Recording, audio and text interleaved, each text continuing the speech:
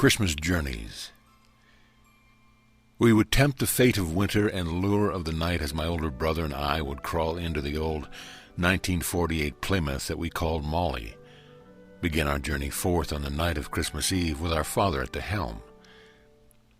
Our destination was to be two country churches, each of which would hold Christmas Eve services, the first at 9 p.m. and the other at 11 p.m., the latter being a time of night I had only seen in the movies. It had a special feeling all its own. That was one of the reasons that my brother and I chose to escort my father on this night of nights, when most children my age would be fast asleep in a warm bed, having already been tucked in for the night of endless dreams and anticipation of Christmas morning to come. We would pull into a freshly plowed gravel parking lot of a small country church to a pre-designated spot, posted with a small white metal sign marked Pastor. The sound of the crisp snow breaking under the weight of the car bore witness that no one had trespassed on the sanctity that was reserved and intended only for my father. The doors swung open, and the chill of a Midwestern winter removed the shallow grasp that the night was beginning to take.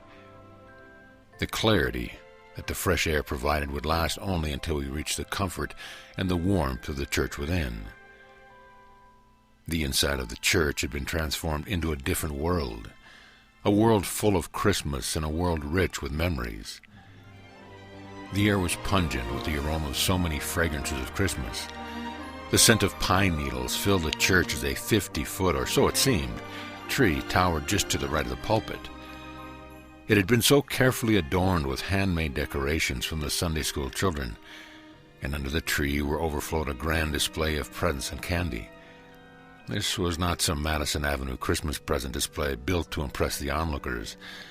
No, these were Christmas presents bought with care, wrapped with love and given with the joy of Christmas to the children of the congregation.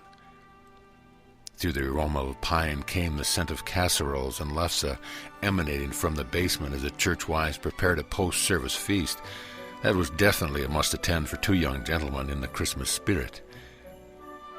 The church was dimly lit. The tree illumined the church, and whatever other light was required was supplied by the glow of those sharing in the special evening that we were about to partake in. My brother and I made all the obligatory good evenings. We were far from being social butterflies, but being the sons of the parish pastor had certain responsibilities that we refused to take lightly. We scanned the crowd and took our places. The pews were hard and the hymnals worn red. The bulletin was printed with colorful pictures of poinsettias or trees or something with a festive tone. I was far more interested in the content of the bulletin, for a bulletin could be read and timed like a fine Swiss watch. As far as I was concerned, I was looking for the meat of the program, the sermon. The rest was just filler. I could, in most instances, time to the minute how long the procession, the hymns, and the children's choirs would take to complete.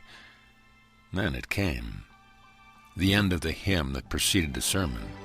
As the congregation was finishing off the last verse, he rose and made his way to the pulpit, bathed in the light of the towering Christmas tree. His presence was grand. His silver hair and white robe exuded a glow in itself. The moment he spoke, the church was his. Even the children ceased in their fidgeting. I would sit as minutes became seconds and listen intently as he spoke. Glimpses of his childhood and youth would color the themes of the day. Somehow I felt special. I was hearing stories of the past that I had not heard before. I was sharing them for the first time with the rest of the people in the room. It made little difference that indeed he was my father.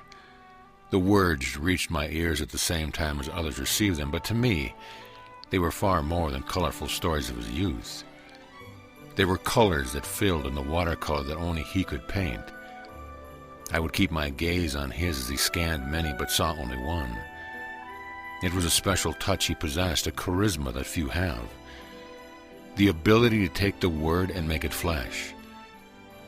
To all that heard him, it became more than just passages, but examples out of his life that touched theirs.